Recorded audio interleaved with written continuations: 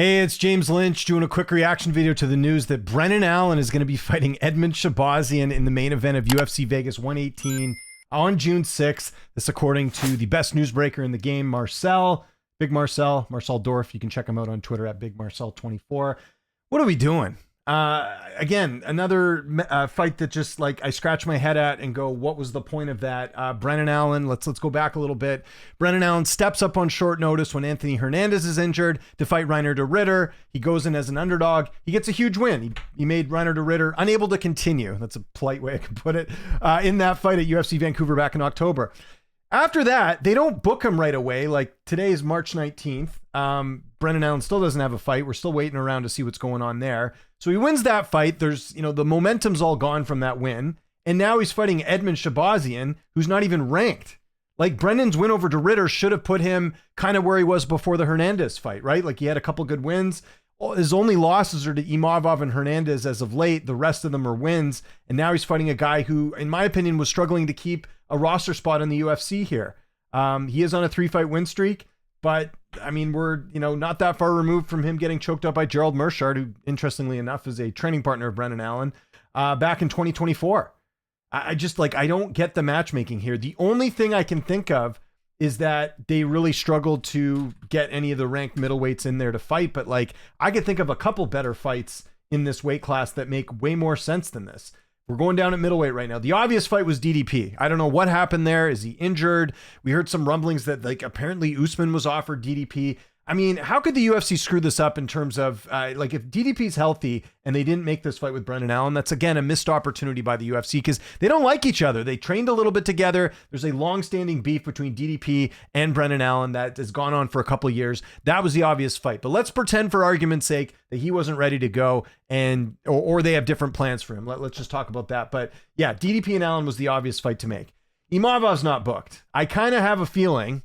No insight into this, but I kind of have a feeling that they're booking Imavov and DDP together, which, you know what? I guess if Imavov needs to keep busy because he hasn't fought, they obviously gave the fight to Sean Strickland. And I've done a bunch of videos as to why I think the Strickland and Chimaev fight was made sense at this point. I do feel bad for Imavov not getting the shot. Adesanya's fighting Joe Pyfer next week. Caio Borralho would have been a good fight too, but he just fought like a week or two ago.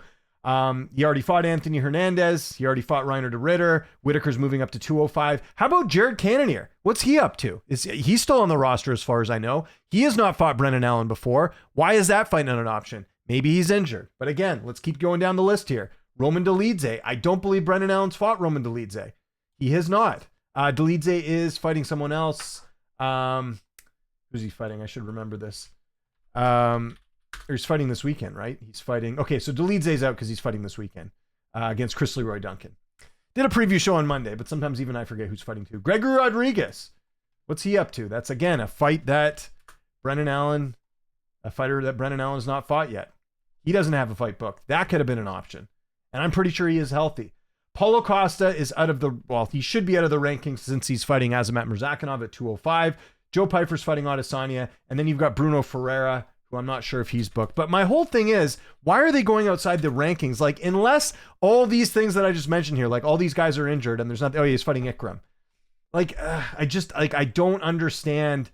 Like, to me, this almost says, like, don't even bother taking a fight on short notice because it doesn't mean anything. Like, that's the part, like, I feel for Allen here. Like, he did his job. He went in there on short notice, beat Reiner de Ritter, and now you're rewarded with an extended period of time off. Again, he fought in October, and he's got to fight Edmen Shahbazyan. And again, I know there'll be the argument, or the UFC will make this argument, or the UFC defenders will make the argument that, he's won 4 of his last 5 fights. But look at this opposition here. Muniz, Petrovsky's a guy just barely holding onto a UFC job. Dylan Budka, I don't think is he still in the UFC? No, he's not. He's been out of the UFC for a little bit here. Actually, after that lost Edmen. So this is what I'm talking about. It's like, I just, like, if you're Edmen, you got to be over the moon here. You're getting an opportunity that a lot of people didn't think he'd get. This has got to be the first ranked opponent for Edmen since, when Anthony Hernandez back in 2023. Like, it's been a while since he's fought someone in the rankings. And listen, I don't have a problem with Edmen getting a ranked opponent. Like, if he fought Bruno Ferreira next, I'm fine with that. But like, Brenden Allen is ranked fairly high.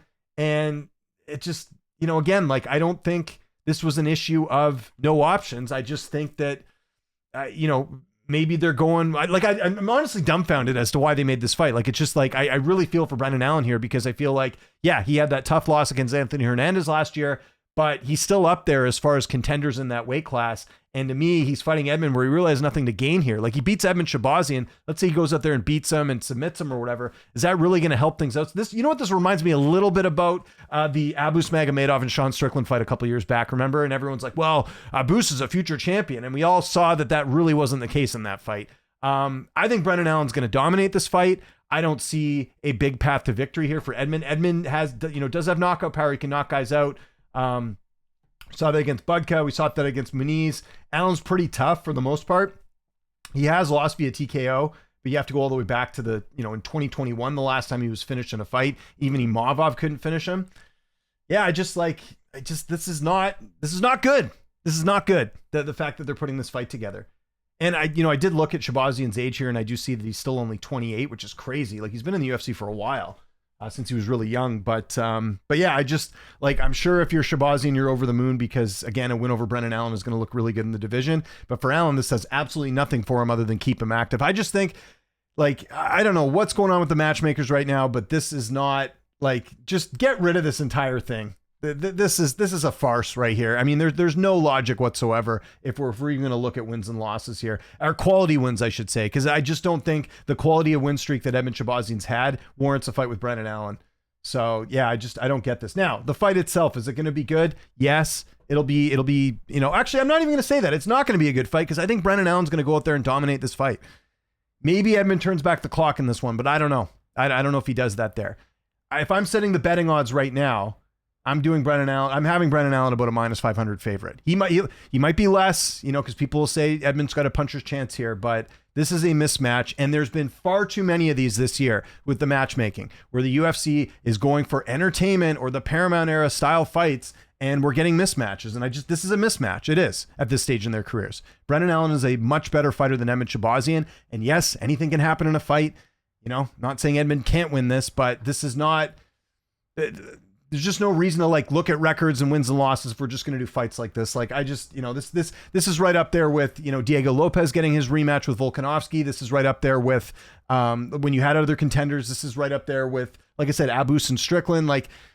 You got to start investing time into building fighters up. And I just don't think this is the way to do it, where you're getting a fighter that doesn't deserve an opportunity like this. He doesn't. And I like Edmen. This is no shade on Edmen Shahbazyan. He's got his 3-fight win streak. He's earned it.